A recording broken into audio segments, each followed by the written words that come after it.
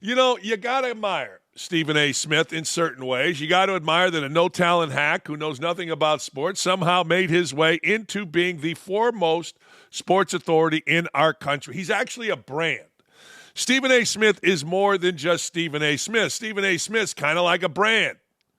And he's been very smart because he has taken basically his opinion and made it important to everybody. Now, I want to say that again. I mean everybody. Stephen A. Smith gets a lot of reaction from athletes. Stephen A. Smith gets a lot of reaction from coaches, from owners. Stephen A. Smith's voice resonates, whether you like him or not. I don't know him. I met him once. What's up, is what we did with one another. I liked his producer. She ran a porn shop. She did. She ran a porn shop, and I had a chance, two of his producers, guy and a girl, we got snowed in the DoubleTree, which is a very nice hotel in Bristol. All the employees did, and we were having drinks, and she told me about her porn business. And the guy next to her, other producers, like, it's great. I'm like, wow, never knew anybody that ran a porn truck. I don't know if it was a truck. I don't know what the hell it was, but it was a porn business. But anyway, so I've always kind of liked Stephen A. Smith. Couldn't listen to him, can't listen to him. When he talks, I turn it off. But he knows who he is. He knows what he's got. And I've always respected that, going back way before most of you were born in the 70s, when George Steinbrenner brought the New York Yankees. Boy, I'm giving you a lot of stuff here. Follow.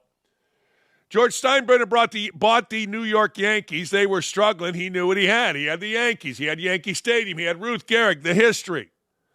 And he had the pinstripes. So what did he do? He went out and got Reggie Jackson, Catfish Hunter, went out and got Goose Gossage, Craig Nettles, you name it, he got him.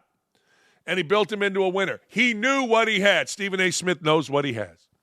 He knows that in this era of DEI, the post-George Floyd era, he is invaluable because he can flip the script on all of the white dudes, Burke Magnus and all the fellas at ESPN that sit in Building 4 and are scared to death to be called racist. So he can flip the script. Now, let me get to the actual point of this. Boy, I gave you a lot right there. Hope you haven't tuned out. Stephen A. Smith has ESPN employees. Not happy, though. He's asking for a $100 million deal. Stephen A. Smith compared himself to Dak Prescott when justifying asking ESPN for a $100 million contract during an interview with Boardroom. Dak Prescott just signed a contract, $240 million. He's making $60 million a year and has won 2 playoff games in 8 years. I've been number one for 12 years. I would dispute that. I bet you there's a lot of things that he is, and number one for 12 years ain't one. I'm just betting you on that. In our respective industries, I win. I'm fully aware of what I'm worth. Well, you are worth what they'll pay you. You're also worth what somebody else will pay you. And if Stephen A. Smith went anywhere else, he wouldn't be worth near that. If I'm ESPN, I'm telling you to stick it. But that's just me. I'm also not paying, if I'm Indiana, Archie Miller $3 million to leave Dayton to go to Indiana. But I digress. A lot of us are scared. This is ESPN employees. A lot of us are scared that those requests will push ESPN to cut costs in order to give him his money. Well, of course it will. And that many of us, the people from the crew, will get fired, get rid of when the decisions will be made. Well, of course. This is from Bro Bible. Of course they are. They should be. Because here's the deal. I worked at ESPN, and everybody is nervous that, A, they don't make enough and can be, boom, gone. B, they make too much and can be, boom, gone. That's a real fear at ESPN. Cost cutting and staff cuts. It was obvious. When I first worked at ESPN, and I'd go there on Wednesday nights or get there Thursday morning, I would go in the parking lot, and you couldn't find a parking space. Well, that all changed. About 5 years later, they had the first round of big cuts. It was stark to me how I came into ESPN's parking lot. You can find parking anywhere. You can park by the door if you want. Nobody was there. You could feel it. You knew it. And don't think that that doesn't resonate with the folks that work at ESPN, the actual structure every day. It does. The source further emphasized that they felt Stephen A. earned a large chunk of the show's budget, and it could put jobs at risk. Members of the show, well, also invented a new nickname for Stephen A., Mr. Greed, to mock his pursuit of a $25 million per year contract. We weren't talking only about Stephen A.'s request for salary. We also talk about how it will also have consequences on his close circle of guys on the show. Well, they're right. Look, here's the deal. It all runs downhill. If they give Stephen A. Smith that kind of money, all right, behind the scenes on every show, there is a lot of fat, truthfully. I mean, I remember thinking at ESPN, man, there are a lot of people that don't do much. There are a lot of people whose jobs overlap. And I think they've pretty much gotten rid of those, although they've also gotten rid of some of the stars at ESPN, the guys who made ESPN, Tim Miller, my friend Barry Sachs, the late Barry Sachs, guys whose heart and soul were into ESPN, guys who could tell you the history, spell it out for you. But there was always a lot of fat there. Think Elon Musk cutting 75% of ex-employees and running the thing better than it's ever been run. There's a lot of fat. Well, these people are all afraid that they're going to be cut, but when you really break it down, you need cameramen. You need a producer. You need some people in the booth. Now, I don't know what all you need and what all you don't need, but I do know that. You need a producer, executive producer. Hell, I need my flying Knicks here. I need Aaron here. I need Brooke here. What, are you kidding me? Yeah, I need Tyler here. I mean, we just got our little show. That show needs some people. So I don't know that the people in his inner circle are going to be cut. What's going to be cut is the outside. What's going to be cut is externally. You know, ESPN has a lot of tentacles all across the world. There's a lot of people working in a lot of places. ESPN, Deportes, you get the point. So they're right. They're absolutely right. And they should be worried. Now, let's go back to Stephen A. Smith. Is that wrong for him to ask for that money? Not really. I mean, the truth of the matter is ESPN is worried. Let's say they make this much money in a year. Here's the baseline. They make this much. Where am I at here? All right, they make this much. Well, if they only make this much, they panic. They're never going down here. It's always about how much are they making? How much is enough? So really, when people say ESPN's going to cut and they can't afford it, of course they can afford it. They didn't have to make any cuts. The only cuts that they made were because they weren't making enough, not because they were losing money and had to get back to budget. There's a big difference. So the bottom line is simple. Get mad at Stephen A. Smith all you want. You can get mad at him. You can get mad every day at him if you're an employee. But he, like Dak Prescott, has a unique skill. What's that skill? Well, Dak Prescott can play quarterback. ESPN created this monster. ESPN picked the guy off the scrap heap, hired him to be Skip Bayless's partner. George Floyd hit. They looked around, said, we don't want to be called racist. Let's promote somebody. Boom. Stephen A. Smith. And he works hard. He works all the time. He ain't afraid to be silly. He ain't afraid to be smart. He ain't afraid to be anything in between. And by all accounts, he's really good to work with. That's a pretty good combination. No, it really is. That's a very good combination. So they can get mad, glad, angry, or sad. They can call him nicknames. They can call him whatever they want. And I don't know whether the dude's been number one for 12 years. Hell, anybody can say that. I would say we're the number one streaming show in the history of YouTube. From 9 to 11 in the morning. That's what we are. And we've been that way for 3 years. I don't know, but you can say that, and people generally go, oh, yeah, he is. No, harumph, he is. Well, I don't know, and I would doubt it. But, hey, give the dude credit. He understands his worth. He's going to fight for his worth, and everybody else be damned, apparently. Huh? Good for him. You know, Charles Barkley has always been the opposite of Stephen A. Smith in this regard. He's never taken himself too serious. He doesn't have to be someone he's not. And he has always, it has felt like, been about everybody on his crew. He came on our show and said, look, I'm worried. This is before whatever has transpired with TBS, Turner, TNT, and all that. I am for our crew. I'm worried about our crew, the cameramen, the lighting people. There's all kind of people on a crew. Hell, there's makeup people.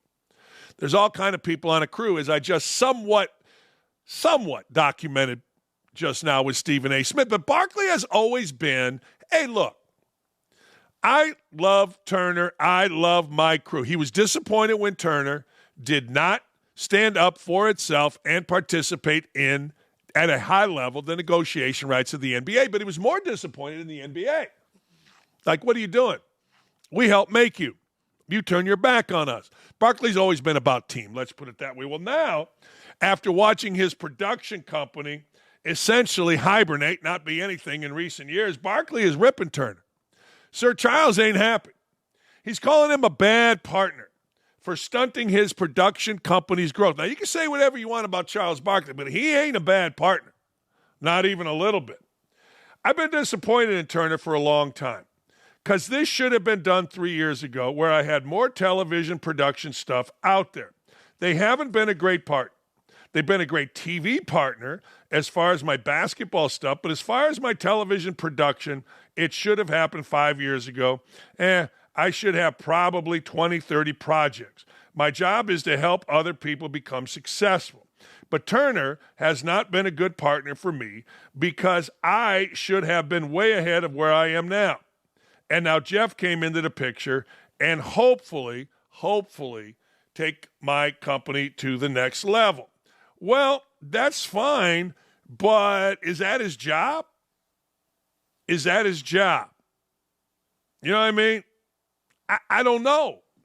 You know, I don't know. I don't know. I wonder. I wonder, you know, is that somebody's job? Look, we're paying you to be the best analyst out there, and he is, period. He is the best analyst. He is the most interesting person on television, certainly in basketball. And there's no second. I mean, think about it real quick. Close your eye. Who's interesting in basketball? The most interesting guy in basketball then becomes a 90-some-year-old Hubie Brown. That's it. I mean, when you watch college basketball or you watch professional basketball, anybody really stick out to, I like Robbie Hummel. Oh, okay, but he sounds like Jay Billis, who sounds like this, who sounds like that. Is anybody really interesting? Is there anybody that you sit there and go, man, I like when he's on the desk? And not just like because he likes your team, and that's a big deal. But Barkley is different. Barkley could be on the set of any game, anytime, anywhere. And if it is 10 o'clock, 7 o'clock, or 2 o'clock in the morning, and you'll probably watch. You know, Shaq isn't that guy. You take Barkley away from Shaq, he's not that guy. But Kenny Smith and Barkley are perfect. And I don't know how this world goes. I honestly don't. This is a world I should have entered a long time ago, but I have not because, well, frankly, I'm not that smart. Maybe I'm not that driven. Maybe I'm not that confident. Your own production company seems like a pain in the ass. It just does. But the truth of the matter is, Barkley's got the means, the people around him. He knows enough people. But I'm not sure it's Turner's job to promote him. I'm not sure. Maybe it is. I don't know. Maybe it's part of his contract. But I will say this. I hope that Charles Barkley, wherever he is, whether it stays at Turner and it becomes some, I don't know, or he goes to CBS or he goes to NBC or ESPN, I hope he keeps talking hoops because I think Charles Barkley's freaking awesome. Let's talk about this. After getting their ass beat, Georgia responded. They did. They responded like a championship program responds. They took care, 31-13, of Auburn. They took care of them. But that doesn't mean the head coach and quarterback, Carson Beck, I don't know about Carson Beck. I don't know. I was driving through Georgia, and a lot of ads with Carson Beck. Yeah, I don't know. Calling out Bulldog fans. Listen to this. Bulldog fans for a lackluster performance versus the Tigers. This is the stuff I like. Hey, we're so arrogant and we're so important that you have to put your life on hold every Saturday because we're playing football. That's right.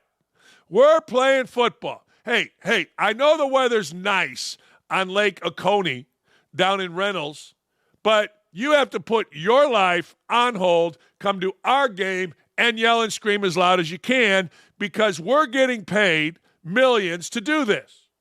Oh, really? Oh, okay. Here's Kirby Smart on the Lackluster, whatever the hell the word is, fans. It was a great victory for Georgia. Tell you what, it was hot out there today, Shock. And if anything, to be honest, I'm a little disappointed. And I'm probably disappointed in our fans for the first time that I thought there was, a lack of really affecting the game, crowd noise-wise, passion and energy. And, hey, it was hot, but our players got full pads on, helmets, pads, and it's hot out there. And they're pushing, trying to have a home field advantage like we've had when we've played against teams. And I can't get crowd noise. and that's frustrating for me. So I just be honest about it. I think we got to do a better job as fans. And I know I got to do a better job as a coach, but we need these fans to support us, and these players need them behind them. Well, I got to tell you, it happened again. Colby Young, Georgia wide receiver, was arrested on misdemeanor charges of battery. And listen to this, assault on an unborn child. This just came out. If I was a Georgia fan, I'd tell Kirby Smart to stick it up your ass. I would. I've had enough. I honestly, the kid's got 11 catches, 150 yards. Kirby, run your own program. How about you get your players in a small town of Athens, Georgia, not to be menaces? How about you shut the hell up about fans coming out when it's hot? How about you just appreciate people are spending thousands and thousands of dollars to watch your football team? How about you appreciate boosters are raising millions of dollars for your athletes to be absolute jackasses in the Athens community, absolute assholes every single month, it feels like. It feels like Kirby Smart can kiss my ass. That's what it feels like. Assault on an unborn child. The death of a young lady. However it happened, drunk, driving one of your cars. The death of one of your players. However it happened, drunk, racing against another one of your players. How about Kirby Smart, you shut the living hell up? How about you stop being a self-important prick, and how about you decide that you're going to coach a football team and have a little integrity doing it, have a little discipline doing it? How about run an operation where a young recruiting girl isn't out at 2 o'clock in the frickin' morning in one of your cars driving drunk? Now, people say the coach had nothing to do. The hell he didn't. See, what happens in an organization is you make people respect the organization to the point where they would be fearful to even think about doing that. And that includes secretaries, that includes little recruiting girls, that includes everybody that sets foot in and around your football building. But Kirby Smart doesn't do that. Kirby Smart wears his little visor, makes his millions of dollars, talks his talk, wins games, great winner. But a bullshit human being. Now, you're going to call out fans. I was in Georgia on Saturday. It was hot as hell. And people got to come out there, and I don't give a damn whether football players are in pads. I don't give a damn whether they had helmets on. That's their job. Hell, guys wear helmets all day in coal mines, cops, you name it. And you're going to sit there and rip the fans? You can kiss my ass. And this sniveling little quarterback can kiss my ass too. Here's Carson Beck. While Smart's complaint is one thing, the quarterback called out fans is another. In Beck's defense, Georgia's game operations didn't do the Bulldogs any favor as they decided to show highlights of Vanderbilt's upset over Alabama on the Jumbotron during the game. We're focused on this game, and they kept putting up Alabama on TV. And all our fans are cheering. We're like, lock in, man. Just focus on this. We're sitting here playing this game trying to win. It is what it is. That guy has a punchable face. This whole operation sucks. Now I got to root against him. I mean, you ought to be thankful somebody comes out to watch your sorry ass. You ought to be thankful as opposed to arrogant, asinine, stupid. That's exactly, it's just stupid. The worst combination is arrogant and dumb. And what I just heard out of these two clowns is arrogance and stupidity. And of course, another arrest. Because that's what Georgia football is. I don't give a rat's ass, not even a little bit, about Georgia football. I don't care even sort of. They're on TV, they're losing, I'll watch. They're on TV, they're winning, I turn to another game. Don't care. But now I do. And I hope you lose every freaking game. Calling out fans, can't control your own product, can't control your own players, bringing criminals. I mean, look, here's the deal. I lived in college towns my whole life till I moved to Indy 10 years ago. I lived in Bowling Green, Ohio, small college town. Bloomington, Indiana. My kids were born in Bloomington, Indiana, raised in both places. I know what small college towns are about. And you've got these asshole football players terrorizing this small town. Nobody signs up for that, but they get away with it. Why? Because they've won a couple national championships. You can win a national championship. I saw it. I saw it at Indiana. I mean, maybe it's a long time ago, but I don't care. You can win a national championship without being jackasses. You can. Apparently you can at Georgia. I hope the fans say, Kirby, stick it. We'll be back for the playoff. What are you going to do?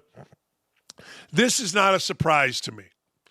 I was told that Jabrill Peppers, when he came out of Michigan, had some serious issues. This is what I was told.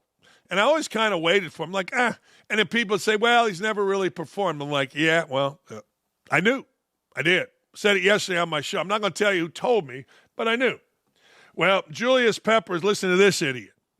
He's got serious charges that he's facing, Julius Peppers of the New England Patriots, after being arrested and is expected to be charged with assault and battery, plus assault and battery with a dangerous weapon.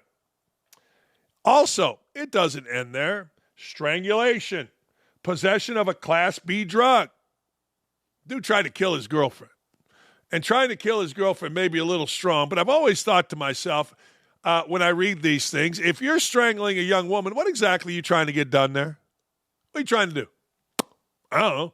My brain, as goofy as it is, goes to you're trying to kill her. Makes sense to me. Anyway, here's the deal. The arrest stems from an alleged incident that happened at a residence, Braintree, Massachusetts. The victim was treated at the scene, and the police announced his arrest Monday. Authorities believe the drug he allegedly had was cocaine. Peppers wasn't active Sunday due to dealing with a shoulder injury, which is likely why the general public didn't know that he was gone and already in police custody. He's facing multiple charges that would carry significant penalties if and when he goes to trial. Strangling a woman. Man, I tell you what, between rappers and football players, they got to be the fakest tough guys ever. How many of these do we have? Remember that idiot Hardy that threw a woman on his guns? I mean, these guys are the most chicken shit human beings alive. They act all tough. Remember when I told you about El Chapo, the gun lord who was crying like a little bitch when he walked in or was getting booked in prison? Remember I told you he also had a metal implant in his pee-pee? I love stuff like that. You know, I don't know what's up with P. Diddy, but I guarantee you, whoever booked him tell you he's crying like a little bitch too. Guarantee it. These dudes, why you got to strangle a woman? I used to tell my players, put your hands in your pockets, go in the bathroom, and lock the door. Now, if you're really, really angry, put your hands in your pockets, go in the bathroom, and lock the door. Now, if you're really pissed off, put your hands in your pockets, go to the bathroom, and lock the door. Lock yourself in. I had a player have to do that. He goes, I'm really pissed. I go, the girl slashed my tires. I go, where are you? He goes, I'm in the bathroom, but I brought the phone to call you in a long court in an apartment building. He goes, I'm in the bathroom. My hands aren't in my pockets because I'm taking a dump, but it's smart. Because I don't know what I would do. She came at me with a knife and she slashed my tires. I said, you're in the bathroom? Yeah. Hey, let's talk. Okay. So we talked about the upcoming game. I could hear the girl screaming, pounding, that kind of thing. Situation resolved without anybody getting charged, including her. But her dad did have to pay for the tires. I called him. I said, your daughter slashed my man's tires here. You got to do something. He's like, you're right. My daughter's crazy. I said, I know she is. But he appreciated me talking to the kid about going in the bathroom, putting his hands in his pockets, although he was taking a deuce, so he didn't have his hands in his pockets, but he was talking on the phone. I'm just telling you. These guys, Richard Sherman. Richard Sherman's breaking into houses, getting DUIs, and there he is on my TV. The world's awesome. Maxx Crosby apparently is not happy with the Pat McAfee show. I think mostly Mike Lombardi on the Pat McAfee show. He took a verbal flamethrower to Mike Lombardi and the clowns, quote, on the Pat McAfee show after Lombardi suggested that there was more to Crosby's absence from last weekend's game, more so than injury. Here's Maxx Crosby on the clowns. You can't call Pat McAfee show guys clowns. I like them. And then I got to hear these, clowns that talking online and talking on the Pat McAfee show saying, something's going on, and they're speaking for me, saying I should be on the sideline when I got a high ankle sprain. You know what I mean? And these clowns they're sitting on the couch talking about what I should be doing. But the reality is I'm gaining yardage and trying to get right, and so I can get back on the field. Everybody knows my intentions, and they try to speak for me when, shit, if you speak to me and you know what's going on, then we could have a conversation, but don't speak on my name, you know what I mean, when you don't know what the hell's going on.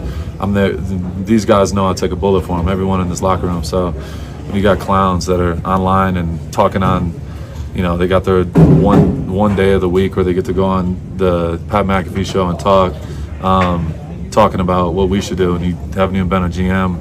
You're a GM for 1 year, so it's embarrassing. You know what I mean? Don't speak for me. I'm gonna speak for my guys, and that's all I care about. So I really, I get bothered by that because I take a lot of heat and I could do it. You know what I mean? I've been through that, but don't speak about me when you don't know what's going on and you're speaking for me. You know what I mean? Or speaking about the organization. Oh, something must be going on with Matt. Come on, bro.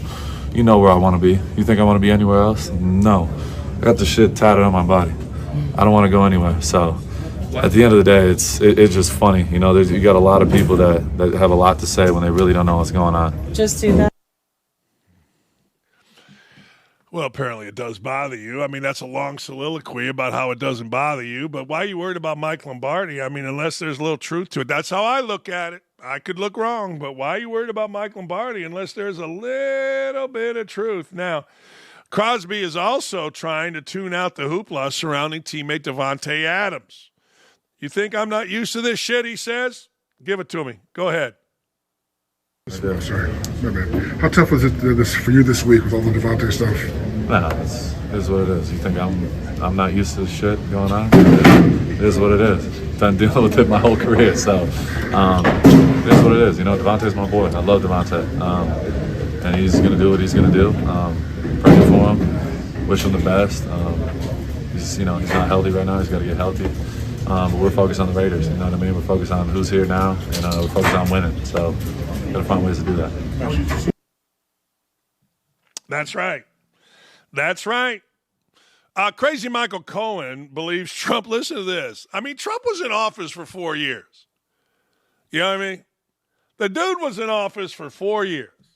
He never sent the Navy SEAL team after anybody. He believed Trump will use the U.S. SEAL team to round up his critics and opponents if he's elected. Trump derangement syndrome is reaching record levels as we get closer to the election. Okay, Crazy Mike, let's hear it. The big warning I want people to understand is when Donald Trump says something, stop sandwashing it. What does that mean? Stop trying to make it into something which has some normalcy to it. When he turns around and says the head of this network or other people who are critics that he intends a U.S. Navy SEAL Team 6 or military to round up his critics or his opponents, he intends to do it. Well, why did he do it the first time? Oh, man, I got to tell you, you people are out of your mind. I mean, you guys are insane. I mean, the truth of the matter is he was a president for 4 years. He didn't round up his political opponents. He could have. I guess is what he says. He could have prosecuted Hillary Clinton. Oh, by the way, I don't know if you've noticed, but Joe Biden and Kamala Harris are doing exactly that. They're doing exactly that. They're prosecuting him as much as they can. They're rounding. It is always projection. It is always projection. Now, let's be honest. That's what they do. That's what the media does. That's what these folks do. We're going to round up Navy SEAL team. Hell, I half expect, and I think Elon Musk said, hey, look, man, Kamala Harris gets elected, X is gone. He's gone. We know what's going to happen here. It's a banana republic we got going here with these idiots. If you don't see it, then you're just really dumb. Really dumb. And we got a lot of really dumb people out there. But damn, why can't they just say, this is what we're going to do? When I heard Trump speak, and I think Trump has been a horrible candidate in this election. I do. I think he's been a horrible candidate. I mean, his speech the night of the Republican Party was too long and awful. He rambles way too long. I think he's been off. I think he is snatching defeat from the jaws of victory. But he does talk on policy and what he's trying to do. Guess what? This other side talks on Trump and what he's trying to do according to these clowns. It is fascinating. It is absolutely fascinating to me. Huh. I don't get it. All right. I broke this. I didn't break this. I said this earlier, and I'll say it again. Whenever anybody tells me, my man, the sack man, to bet against Patrick Mahomes, I know better. I do. I know better. I know better than to say, all right, I'm going to do it. Why? Because it's miserable.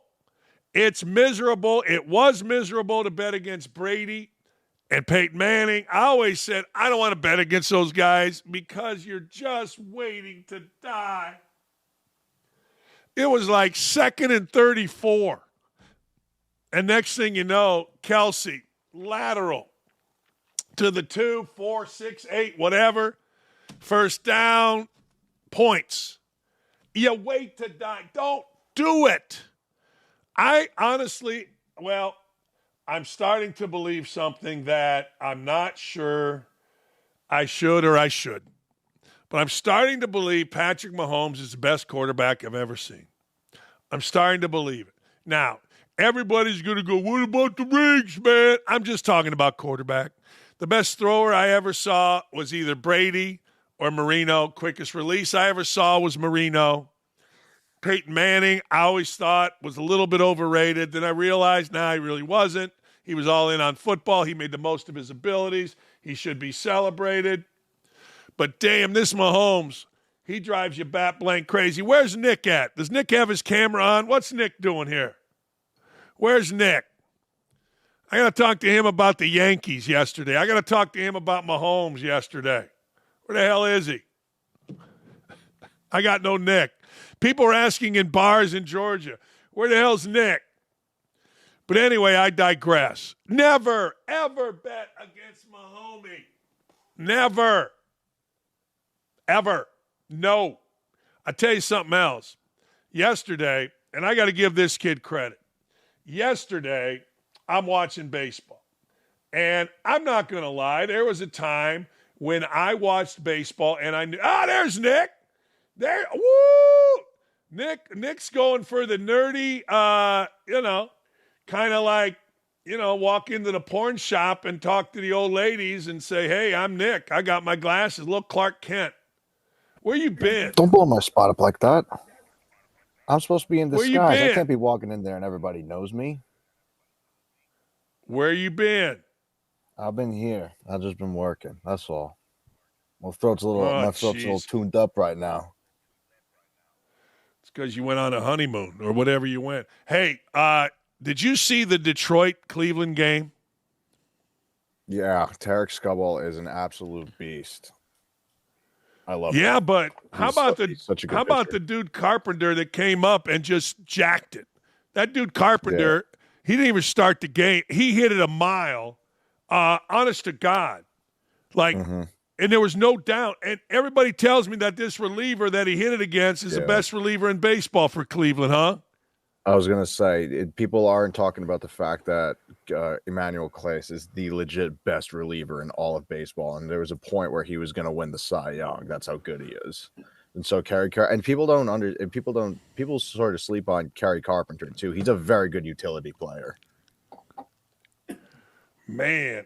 And then, your Yankees series is tied 1-1. You good with the Yankees where they're at right now against Kansas City? All they got to do is just win one game in Kansas City. And if they win that, I think they'll bring it back to New York. I can't see them winning 2 games in Kansas City. Now, they certainly could. There's no doubt about it. But, Judge is playing like ass. Soto didn't play too hot yesterday. Everybody else on the Yankees is kind of playing like ass. Carlos Rodon was trying to, show up the other team. He's, screaming at his boys, trying to get him hyped. But, he didn't last 4 innings, and the Royals whooped them. So I think they'll be good in 5. I thought it was interesting. I was watching Pedro Martinez after the game, and he talked about how Rodon used too much energy screaming and yelling. And Rodon lives here in Indiana. Rodon lives about about an hour away, bought a big old farm when he was playing for the White Sox. Big old farm. And he was yelling, all right, tonight, who am I betting on? I know you like the Mets. I know you're a Mets guy, but who am I betting on tonight? Can the Mets win at home against the Phillies? Oh, 100%. I'm slapping money line Mets all day of the week. I don't know who they have on the hill tonight, but it's probably you don't even know who they have on the hill, and you're betting. You don't even know. I'll blindly go on the Mets any day of the week. You know where Sean Manaea went to high school? Oh, wait. Where'd he go? Remind me. My high school, Andrean High School, Maryville, Indiana. Remember the kid a couple years ago, third baseman for the Tampa Bay Rays, who got hit in the face by Chapman and then hit a home run off of him in the ALCS? Did he go to Andrean too? Yeah, buddy. Yes, They sir. only pump out. They Yes, only pump out the sir. best athletes. Apparently, they only pump Yes, out the sir. best athletes. Yes, sir. The Phillies got So, the Phillies got Aaron Nola on the mound tonight, and the Mets are notoriously good against Aaron Nola too. So I'm gonna say Aaron Nola is only, especially at home in City. I say he's going 4.5 innings. fair enough. All right. Well, Nola against my guy Sean Manaea. Actually, Sean transferred into Andrean after being at a little local school. Andrean's a dynasty. Andrean is a baseball dynasty. Most state championships. Most state championships. My high school baseball coach, his first year was my junior year. He's won the most games in the state of Indiana. He was in my wedding. Probably should have been in both weddings. I don't know. But anyway, there you go. Andrean High School represented tonight. Long-haired Sean Manaea, stud, more of a stud. I'm trying to find the kid's name that hit the damn. He didn't really start. He would come in. He was a little guy that wasn't drafted, and next thing you know, what's his face hit him right in the head. Hit him in the head, and then he took him deep, and we're very proud of him. How about that? Hey, last thing before I let you go. Who is the Cy Young Award winner in both leagues? Who will be the NL? Who will be the AL? That's easy. Tarek Skubal won the Triple Crown in the American League, and Chris Sale won in the National. Was going to win in the National League. I know. I am shocked that Chris Sale is back. Chris Sale is back doing stuff. He is. Yeah, but he's back. He's banged up right now. He wasn't on the roster for the wild card because he had back spasms. He's got completely cut, and that really hurt the Braves, in my opinion. Fair enough. Hold on, I'm finding this guy's name. It's driving me nuts. It's driving me crazy. I do know what you're saying about Chris Sale, though. How he's like completely he seemed like a lost cause in Boston. Goes right to the Atlanta Braves of all teams, and just completely he almost wins a Triple Crown in the National League. He almost had just as good of a season as Tarek Skubal. I'm telling you, it shocked me. It did. It shocked me that I saw last night they were talking about Chris Sale being a freaking Cy Young Award winner, and I wanted to confirm it with you that was accurate because I could not believe that. I couldn't. I could not believe. I'm looking for this kid's name, and it is driving. I know this isn't good TV, but it is driving me bat blank crazy that I can't find this kid's name. Because you'll say, oh, yeah, I remember him. And I'll say, yeah. Never mind. Hell, we'll go to break. Damn it. Can't find his name. All right. Well, not that interesting. What we got next?